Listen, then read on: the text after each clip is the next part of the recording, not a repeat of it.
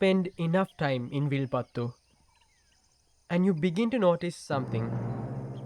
The deer at the waterhole are always watching the tree line.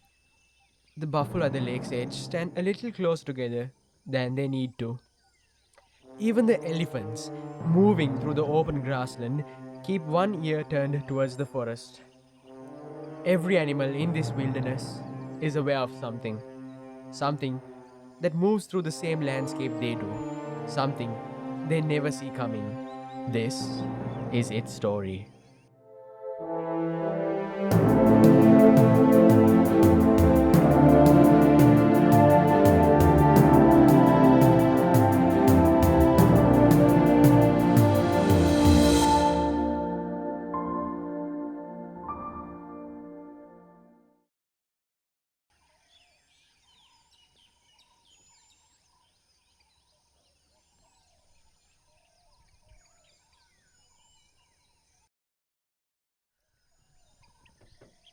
This forest holds its secrets close. Through the tree line, shapes move carefully, alert, unhurried, but never entirely at ease.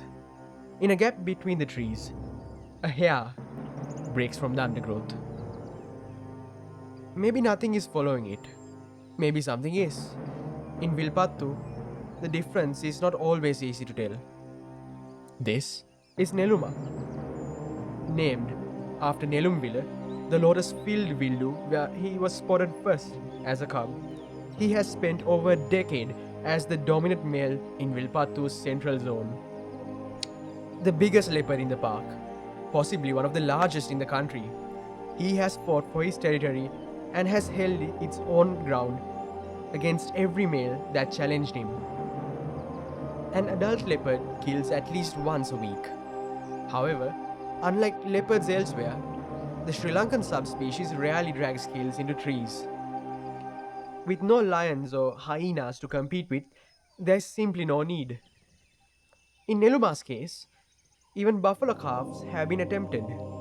His size has always afforded him ambitions that smaller males would not dare entertain. This footage was taken a year ago. Neluma, lazily walking around the shores of his dominion after yet another hearty kill. A year on, and the territory is still his.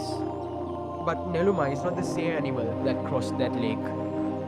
At over 10 years old, he is well past the age most leopards live up to in the wild. A recent injury, sustained when a buffalo herd turned on him during a failed hunt, has slowed his hunting considerably. A leopard that cannot hunt consistently cannot hold condition, cannot hold a territory indefinitely, and yet he patrols, unhurried as ever. The thoroughness of an animal that has never had to prove anything to anyone. For now, the territory is still his, but somewhere in the forest, younger males are already watching and waiting. But Neluma is not the only leopard reading this landscape. A female, her territory overlapping with the outer edges of his, has found one of his marking sites, and she is in no hurry to leave it. For female leopard, the scent marks left by a dominant male carry a remarkable amount of information. How recently he passed, whether he is healthy, whether he has been eating well, what his condition is. These are not trivial details.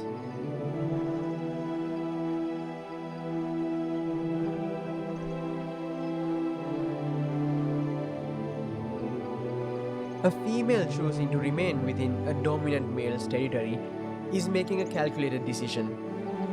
His presence alone discourages younger, less predictable males from moving through. For female racing cubs, that matters enormously. The cubs of a dominant male are also more likely to inherit that dominance, to grow into animals capable of holding their own ground.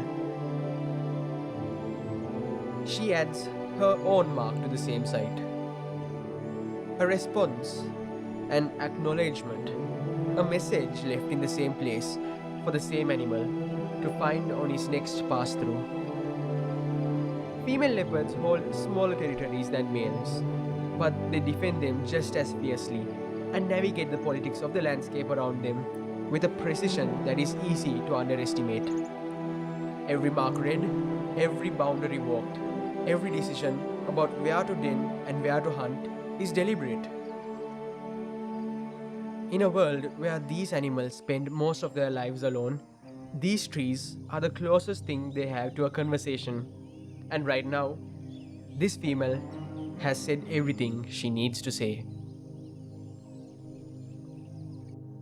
Vilpattu has Neluma, but across the island in Yala, another male has carved out a reputation of his own. This is Lucas, the largest known leopard in Yala National Park, and one of the most photographed wild leopards in the world.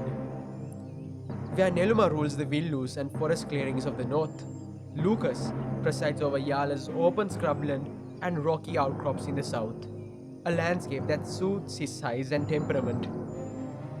Like Neluma, Lucas has spent years as the dominant male in his zone, tolerating no rivals, holding his territory with the quiet authority of an animal that has simply never lost. Yala's high leopard density, one of the highest in the world, makes that no small achievement. In a park this crowded with competitors, holding ground requires constant vigilance.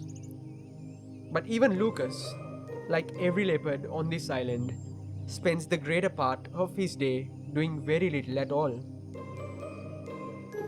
A leopard can sleep for up to 20 hours a day, conserving energy between hunts with the same efficiency it brings to everything else.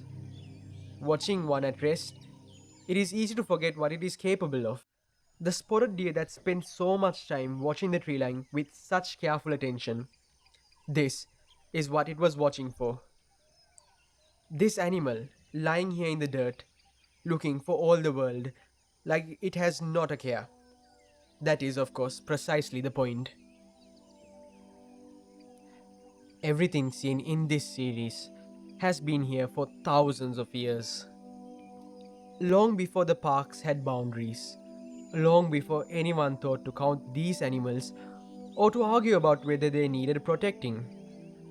But the world around them has changed rapidly, and in ways this wildlife was never built to absorb. Habitat loss, poaching, human-wildlife conflicts at the edges of every protected area on this island. The jackal retreating from villages it once lived alongside. The once free leopard being pushed into small corridors of limited protected forest. The once well-traveled elephant finding less and less to live for beyond the park boundary. Sri Lanka is one of the most biodiverse islands on planet Earth. What lives here cannot be rebuilt once it is gone. It can only be kept. This is Sri Lanka, and the whispers are still here. Whether they remain depends entirely on us.